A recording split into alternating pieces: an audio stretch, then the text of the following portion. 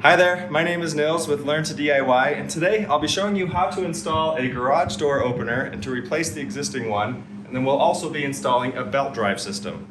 The first thing we need to do is unplug the garage door opener, which is usually just a plug in the ceiling like this, and then next we're going to come over and release it from the track.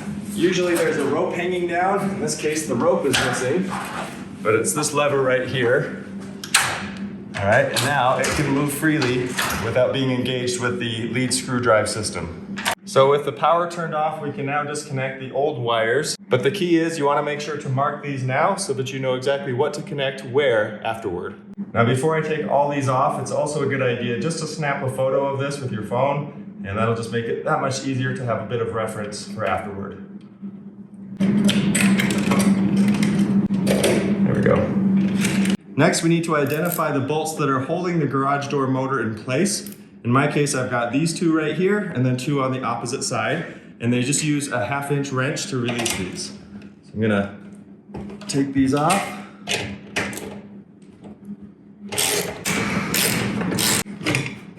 All right, and notice that I've got the ladder in this case right here to hold this, because the entire arm is attached to this motor right now. So I want to leave it right here until we're ready to take that arm down.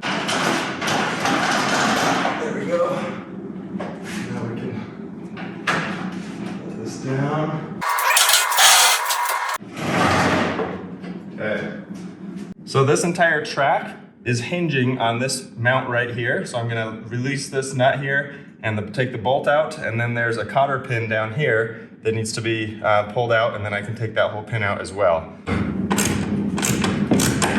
And this is the one that's attached to the garage door.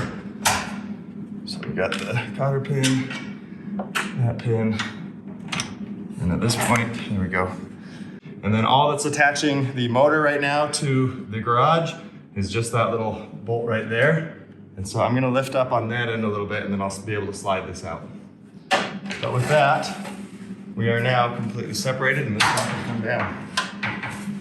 With the old track and opener removed, we're ready to put together the new one. Now the one I'm using here is a Genie system. This one has Wi-Fi and smart capabilities. It has battery backup, which is really nice, so that if the power goes out, this will still work, which is a pretty big deal. So the first thing we need to do is put together the new rail system. I had to purchase the extension because we're doing an 8-foot door instead of a 7-foot door. So before you get everything purchased, you want to make sure to measure the height of your garage door. If it's over 7 feet, you may need to purchase an 8 or 9-foot rail extension, depending on what you've got. So I've got the 8-foot piece here, and that just replaces this one that comes in the kit. So I'm gonna set that aside, not worry about that one, and we'll focus on this. First thing we need to do is put in our new pulley wheel. So this will slide in here. This is called a clevis pin, apparently. I've never heard that term before, but that's what Genie calls it anyway. So we'll put the pin in. And then this is a cotter pin, and we'll just thread that through here like so. And then that's it. This thing's ready to go on that side.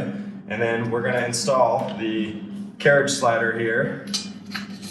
And you'll notice that it says door facing that way. And so the door is, this is gonna go up against the garage door down here. And so you wanna make sure that that's aligned in the right orientation. And then from there, it's actually pretty simple. We're gonna go through and put the rest of these, and we're just gonna assemble this, kind of like tent poles. And just keep assembling here. And at the end, we're gonna have our bracket on one of these, and then this guy is what actually attaches to the motor system of the garage door opener. So on the top of the garage door opener, there's a little shaft that sticks up, and it's got teeth in it, and that's what's gonna slide right in here. So this can mount in there, and that's the gist of it for getting this thing ready to mount up onto the ceiling. Next, we have to put the belt on, and so I've laid out the belt, and keep in mind if you have an extension kit, that comes with a longer belt, so you want to make sure to use the right one. And there are two different color end bolts on here. There's a brass or a gold colored one on one end, and a silver on the other. So we're going to take the gold colored one and put it towards the door side over here. So over here, I'm going to slide this gold one here through the pulley, far end of the pulley, like so, and just get it kind of close to my carriage slider here. Then on the other end, so that it's really important here that you check to make sure that you've got the teeth of your belt inside and that it's not twisted in any way. So I'm gonna just check to make sure this is nice and straight all the way around. There are little gears on the sprocket, so I'm gonna use those. Again, making sure this is flat and not twisted up. And then I end up with a situation like this. On the carriage here, there's a little lever here to loosen or open or close this. And basically, when it's locked in this position, there's a little knuckle that comes up like that. And then when you put it in that position, the knuckle goes down and you can slide things right through here. If I do this, then that kind of grabs onto it and locks it in place. And here on the turnbuckle, there's a little arrow for the door side, and that's what the gold one goes into. This is not righty-tighty, lefty-loosey. This is lefty-tighty. So I'm gonna actually rotate this about one rotation, just enough to grab on, and then I'm gonna slide it through here, and then get that out of my way. And again, making sure that this is not twisted in any way, my belt. I'll get this started, and then you can just start twisting it counterclockwise, and it's gonna be tightening both this side and this side simultaneously. And our goal is to get this taut to where it's not super tight, but it's tight enough that it kind of holds itself in place, and it's basically sitting about 1/4 inch above the bottom of the rail. When you get it to that point, you know that it's tight enough and it's working against gravity sufficiently. I'm gonna keep going a little bit. I'm just checking both ends to make sure they're in the proper place. So it's gonna start to twist here. So you gotta keep an eye on that. It's definitely getting pretty tight now. I'll just move that little nut back a little bit to give myself enough room. Oops, other way. I think we're about there. So if I stand this up right now, you can see it's not sagging much at all. It's really in a good spot. But what I also see, let me look, looks like I got twisted somewhere along the way there. I'm gonna make sure this is untwisted. There we go. So this side had been a little twisted like that. I just had to untwist that at the turnbuckle. And I think that's a pretty good spot right there as far as tension goes. And so the next thing we're gonna do is lock these nuts in place. And so to do that, we're gonna use an adjustable wrench. This is 7/16 if you have one of those. Okay, that's tight. There we go. So now that's not going anywhere. And then what happens is basically this thing will slide over, and then when you put it in the middle of the turnbuckle, you can lock it into place, and then the carriage here will move with the turnbuckle and with the belt. And that's what we want. Next, we need to assemble the rail onto the motor. And so this here should sit right on the sprocket on the drive shaft. And there we go. So if you line those angles up, you should be okay. This bracket that we put in earlier is to help hold this onto the motor here, to the power unit. And then we're gonna take the 4 screws. In this case, they're from the orange bag. And if you're using a different garage door type, then make sure to follow the instructions that yours have. But essentially we need to fasten the rail onto the head unit here. Okay. Okay. Now we've got very limited space in this particular instance, but I've got to get this here to be able to receive the new rail, and that is not the right type of bracket. So I'm gonna have to take that off. So I'm gonna, all right, out with the old and in with the new. So we're gonna mount this one. I do not see a hole that's gonna work as far as the height here. So I might need to pre-drill that one on the left side and then use the one on the right side. So I'm gonna start by putting the one on the right side and go from there. Now while I'm tightening this, one note here is you have to make sure that this bracket goes into a header. It has to go into solid wood. You cannot put this into drywall or into some fiberboard or something that's maybe flimsy, because this is what's going to drive the whole garage door system. So you gotta make sure it's getting a really solid purchase into real wood here.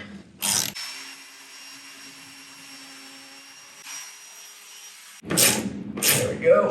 Okay, so from here we're gonna line up the rail and the motor. We're gonna set them up high so that we can just feed it into here, push the pin in, and lock it in place. Now, one thing I haven't mentioned about placement on this, we already know where this one is supposed to be, but typically you would want to open the garage door, see where the very highest point, and that's as it's bowing across like this, you wanna see where the highest point of clearance is on the garage door, and then put this up about 2 or 2.5 inches. Check your instructions to see which one it is for your particular install, but 2 or 2.5 inches above that point, and that's where you want the center of this piece to be. So that's how we came to that measurement, and in this case, this is where it needs to be.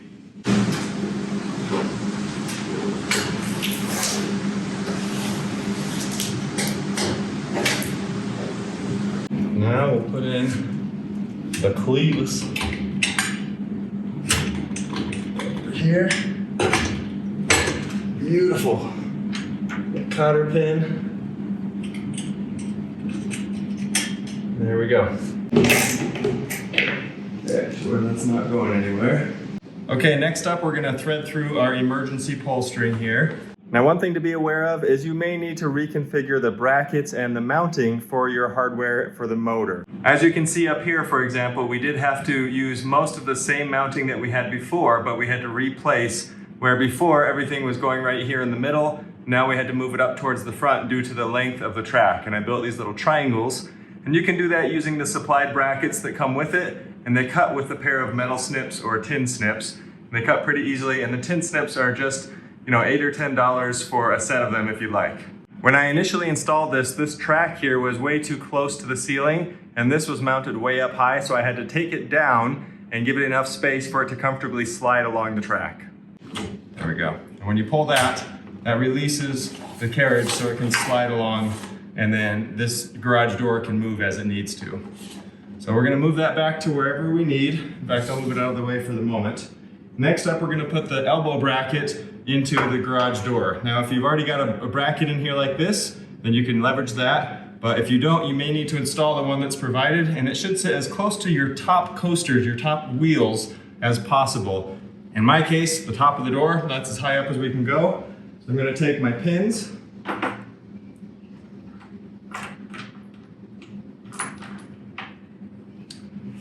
another clevis, all right, feed that through there, put the hairpin or the cotter pin in, and that's that. Now ideally we're going for about a 1 o'clock, maybe less than 30 degrees as far as this direction. And in my case, I'm gonna have to slide this, I can't be up here, it's gotta be back here somewhat.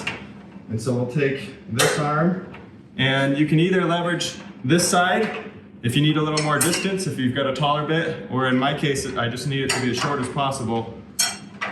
So I'm gonna use this side, and we wanna make sure that 2 of your bolt holes line up, okay? There are some nuts and bolts here that we can feed through. There's one, and another, and then another pin goes up top here. Okay. Now, if you have a taller ceiling, you're probably going to need to extend this out quite a bit more. I've only got about a foot of leeway here, so not a lot to work with. Then I'll pin this one off. Tighten these down. All right. Okay, that bracket's in there good. We've got our emergency pull string here, and now we're ready to move on to the motor end. Okay, next up we need to wire our safety beams. And these are the little receiver and transmitter, or the little eyes, that look at each other and make sure that nothing gets stuck under the door or crosses under the door while it's trying to close. So on this particular garage, we've already got some installed, and they're actually running up one side and over to the right, and they're both connected to the right receiver or transmitter, and then going only one wire to the power head. So I'm going to see if we can leave that wiring in place and if it will still work. In my instructions for this new Genie door opener, it requires that you have actually 2 sets of wires, one from each going up there. So I'm going to try this out and see if it works. And if that doesn't work the way it is with the one wire, then I'll run a new one up here and over to the power head.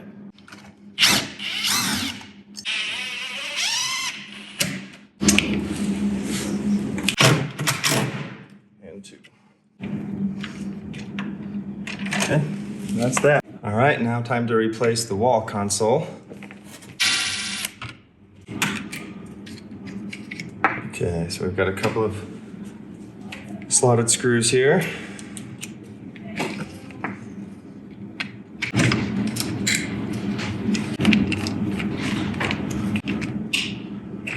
And good. Okay, Okay, now it's time to wire up our wall console.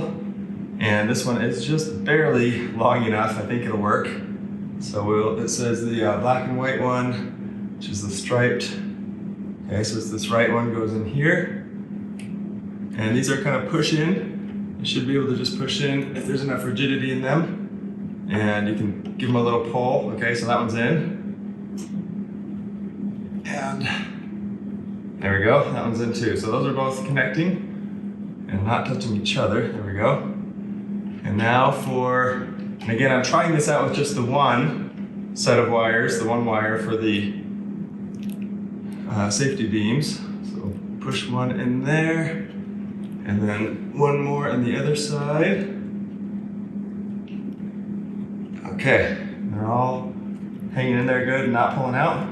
So that should be it for the wiring, unless I need to run the second safety beam wire up and in, which I'll do if I need to. But for now, I think we're ready to go ahead and test this out. I'm gonna take our plug here, plug it into the wall, and let's see what we've got.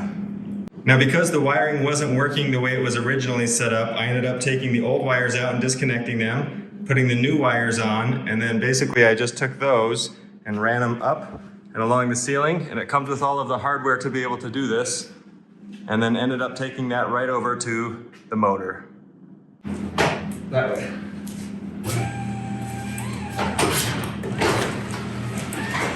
Look at that. Okay, now that everything's up and running, we need to program where the bottom of the door should stop and then where it should come to when it's all the way up. So in order to do that, in this particular case, there's 3 buttons. There's up, down, or plus and minus, and a program or set button. And so check your owner's manual on yours to see if it's a different configuration. But on mine, to do the down, I'm gonna hit the minus. I'm gonna hold that until I get a blinking or solid blue light. There we go, and then it blinks. Okay, then I can just use the minus key to go down and plus key to go up.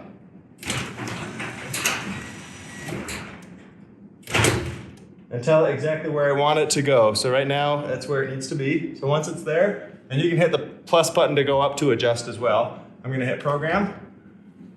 Okay, then it goes solid again and turns off. That means it's all done. Next, I'm gonna do the same thing with the up button. So I'm gonna hold down the up button. Okay, you got a solid light, and now, there you go. You can probably see on my thumb there a blinking light. So now I'm gonna bring it up. And again, I'm just gonna adjust it to where I want it to be when it's all the way up. Oops, let go. So let's go to right there, looks good. So I'll hit the program. Okay, it goes solid blue and then should turn off, good. So that's all set. We know it's going to the right position on top and the right position when it closes as well. Next up, we're gonna put in the battery, and this battery is pretty easy to do. You've got a cable here for charging, and then you've got these 2 tabs that go into the top, and there's little slots that they slide into. You just slide them in like this on the back. And then this one actually has some self-tapping screws. There's no screw holes in here for this to go into. So these are self-tapping so that they'll kind of drive their way in. I'm gonna use my drill for this to make that a little bit easier. There we go. And then I just plug this guy in up here. It should kind of clip in. And that's it, that's all you have to do for the battery. So this will start charging, and then as soon as it detects that there's no power going to it, it will run off the battery instead. And that just makes it so easy for power outages and things like that.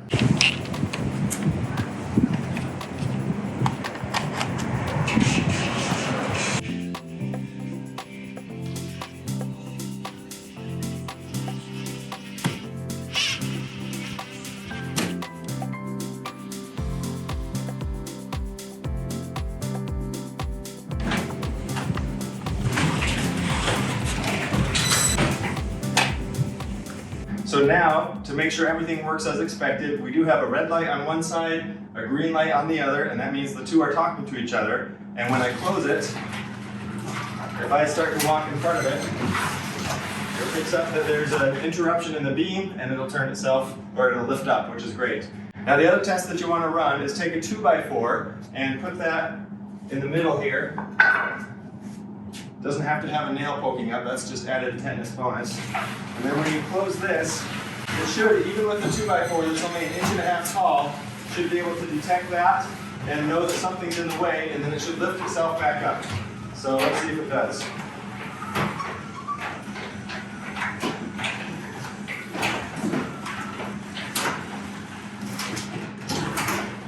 Okay, perfect. So trying to close, quick get there, and lift it back up.